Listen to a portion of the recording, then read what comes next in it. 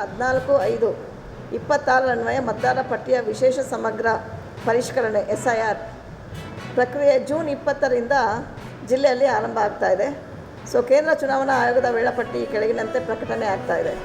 So ಮತದಾರರ ಅರ್ಹತೆ ದಿನಾಂಕ 1/10/2026. ನಾವು ನಿಮಗೆ ಆಮೇಲೆ ಇದೊಂದು ಕಾಪಿ ಕೊಡ್ತೀವಿ. ಸೊ ನಾವು ಜಸ್ಟ್ ಬ್ರೀಫಿಂಗ್ ಮಾಡ್ತೀವಿ ಅಷ್ಟೇ. ನೆಕ್ಸ್ಟು ಮತದಾರರ ಪಟ್ಟಿ ಸಮಗ್ರ ಪರಿಷ್ಕರಣೆ ಸಿದ್ಧತೆ ಮತ್ತು BLO ತರಬೇತಿ 20/6/26ರಿಂದ 29/6/26ರವರೆಗೆ ಇರುತ್ತೆ. ಮನೆ ತೆರಳಿ ಮಾಹಿತಿ ಸಂಗ್ರಹಣೆ ಮಾಡೋದು BLO ಭೇಟಿ 30/6/26ರಿಂದ 29/7/26ರವರೆಗೆ ಇರುತ್ತೆ. ಆ್ಯಂಡ್ ಮತಗಟ್ಟೆಗಳ ಪುನರಚನೆ 29/7/26ರವರೆಗೆ ಇರುತ್ತೆ. ಪರಿಷ್ಕೃತ ಮತದಾರರ ಪಟ್ಟಿಯ ಕರಡು ಪ್ರಕಟಣೆ 5/8/26. ಆಕ್ಷೇಪಣೆಗೆ ಅರ್ಜಿ ಸಲ್ಲಿಸಲು ಅವಕಾಶ ಇರೋದು 5/8/26ರಿಂದ 4/9/26ರವರೆಗೆ. ಆಕ್ಷೇಪಣೆಗಳ ವಿಚಾರಣೆ ಮತ್ತು ವಿಲೇವಾರಿ 5/8/26ರಿಂದ 3/10/26ರವರೆಗೆ ಇರುತ್ತೆ. ಅಂತಿಮ ಮತದಾರರ ಪಟ್ಟಿ ಪ್ರಕಟಣೆ 7/10/26ರವರೆಗೆ. 7/10/26ರಂದು ಅಂತಿಮ ಮತದಾರರ ಪಟ್ಟಿ ಪ್ರಕಟಣೆ ಆಗುತ್ತೆ.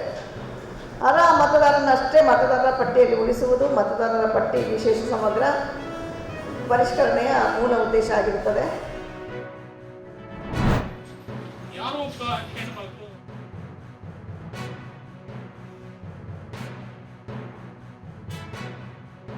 ಚಾಮರಾಜನಗರ ವಿಶ್ವವಿದ್ಯಾನಿಲಯ ಇವರಿಗೂ ಕೂಡ ಪ್ರೀತಿಪೂರ್ವಕವಾದಂಥ ಸ್ವಾಗತವನ್ನು ಆಗಮಿಸಿರುವಂಥ ಡಾಕ್ಟರ್ ಎಂ ರಂಗಸ್ವಾಮಿ ಅವರು ಬಂದಿದ್ದಾರೆ. ಸುಮಾರು ಪ್ರಬಂಧಗಳನ್ನು ಚರ್ಚೆ ಮಾಡಲಾಗಿದೆ. ಈ ಎಲ್ಲ ಕಂಪ್ಯೂಟರ್ಗಳು ಮನುಷ್ಯನಂತೆ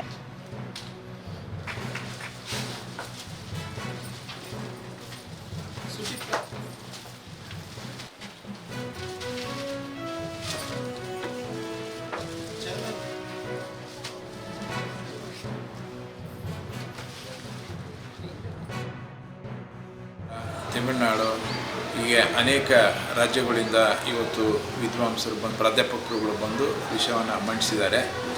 ಜೊತೆಗೆ ಚಾಮರಾಜನಗರ ವಿಶ್ವವಿದ್ಯಾನಿಲಯ ವ್ಯಾಪ್ತಿಗೆ ಬರ್ತಕ್ಕಂಥ ಎಲ್ಲ ಕಾಲೇಜುಗಳ ಕನ್ನಡ ವಿಭಾಗದ ಪ್ರಾಧ್ಯಾಪಕರುಗಳು ವಿದ್ಯಾರ್ಥಿಗಳು ಈ ಸಮ್ಮೇಳನದಲ್ಲಿ ಭಾಗವಹಿಸಿ ತುಂಬ ಚೆನ್ನಾಗಿ ಚರ್ಚೆಗಳಾಗಿ ಅದನ್ನು ಸರ್ಕಾರಕ್ಕೆ ಇದರದ್ದು ಒಂದು ವರದಿಯನ್ನು ಸಲ್ಲಿಸೋದಕ್ಕೆ ಎಲ್ಲ ತಯಾರಾಗಿದೆ.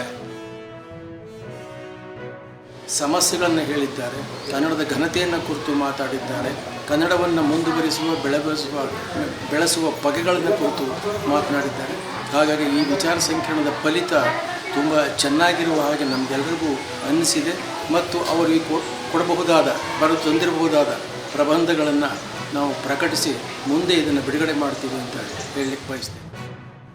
ಸಾಹಿತ್ಯಿಕ ಬೆಳವಣಿಗೆಗಳು ಮತ್ತು ಕನ್ನಡ ಸಾಹಿತ್ಯದ ಅನುವಾದಗಳು ಮತ್ತು ತಂತ್ರಜ್ಞಾನವನ್ನು ಬಳಸಿಕೊಂಡು ಕನ್ನಡವನ್ನು ಹೇಗೆ ಅಭಿವೃದ್ಧಿಪಡಿಸಬೇಕು ಅನ್ನೋದ್ರ ಜೊತೆಗೆ ಕನ್ನಡದ ಉಳಿವು ಮತ್ತು ಕನ್ನಡದ ಬೆಳವಣಿಗೆಗಾಗಿ ನಾವು ಏನೆಲ್ಲ ಪ್ರಯತ್ನ ಮಾಡ್ಬೋದು ಅನ್ನೋಂಥ ಅನೇಕ ವಿಚಾರ ಮಂಡನೆಗಳಾಗಿದೆ ಇಲ್ಲಿವರೆಗೆ.